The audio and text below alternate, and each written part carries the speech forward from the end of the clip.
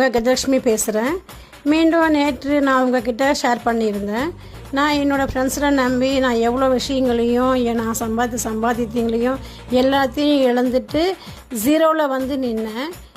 இந்த அளவுக்கு மனசு வலிகளோட வேதனைகளோடு இருந்தேன் நேற்று பதிவில் சொன்னேன்.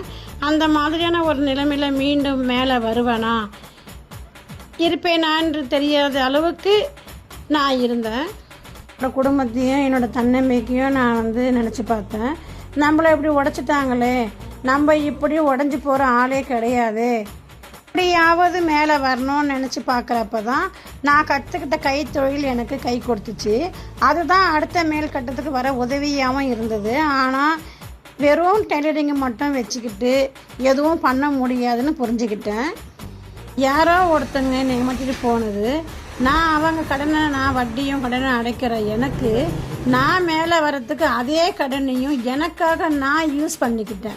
நான் என் மேலே வச்சுருக்கிற நம்பிக்கையும் என்னால் முடியும், இப்போ நீங்கள் பார்க்குற எல்லாத்தையும் நான் உருவாக்கினேன். என்னை விட்டு எல்லாமே போனாலும் நான் கற்றுக்கிட்ட கைத்தொழில் தாங்க என்னை இந்த அளவுக்கு கொண்டு வந்து தன்னம்பிக்கையோடு நின்று இருக்கேன். எல்லோரும் முன்னாடி நான் ஒரு மனுஷியாக இப்போ நிற்கிறேன் அப்படின்னா அதுக்கு என்னோடய கைத்தொழில் தாங்க காரணம். அன்றைக்கே ஒரு பழமொழி ஒன்று சொல்லியிருந்தாங்க, கல்வியுடன் கைத்தொழில் ஒன்றே கற்றுக்கொள்.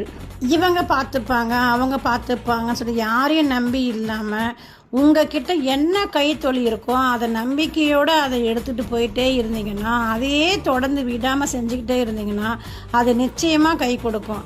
இன்னொன்று, நான் உங்ககிட்ட இந்த பதிவை போடுறதுக்கு முன்னாடி நான் என்ன சொல்லி இருக்கேன்னா, எல்லாருமே வந்து நம்ம டவுனில் வந்ததுக்கு அப்புறமா ஏன் சக்ஸஸ் போக மாட்டேங்கிறோம், அதுலேயே ஏன் நம்ம நின்றுடுறோம் அப்படின்னு சொல்லியிருந்தேன். அவனை பார்த்தியா, ஒன்றுமே தெரியாத இருந்தான், எப்படி மேலே வந்துட்டான் பார்த்தியா, எனக்கு எல்லாமே தெரியுது ஆனால் என்னால் ஏன் வர முடியலன்னு ஒரு கேள்வி இருக்கும். அந்த கேள்விக்கான விட எப்படின்னா, அவனுக்கு வந்து நிஜமாகவே சொல்லணும்னா நம்மளை விட மற்றவங்க ஒன்றுமே தெரியாது ஒரு நிஜமான விஷயம், ஆனால் அவங்களுக்கு ஒரே ஒரு விஷயம் மட்டும்தான் தெரிஞ்சிருக்கும். ஆனால் அதுதான் பாசிட்டிவ். அதை விடாமல் அதையே பிடிச்சிக்கிட்டு அது எவ்வளோ கஷ்டம் வந்தாலும் நஷ்டம் வந்தாலும் பிடிச்சிட்டு மேலே வர்றது தான் அவங்களால சக்ஸஸ் ஆக முடியுது. நம்மளால் வர முடியல, நமக்கு தான் எல்லாமே தெரியும், என்னால் கூலி வேலைக்கும் போக முடியும், உணராமல் இருக்க முடியும், என்னால் எந்த வேலையும் செய்ய முடியும் அப்படி என்ற மனசு இருக்கிறதுனால தான் நம்மளால் சக்ஸஸ் போக முடியல. நமக்கு ஏதாவது ஒரு வேலை மட்டும் பிடிச்சிக்கிட்டு நமக்கு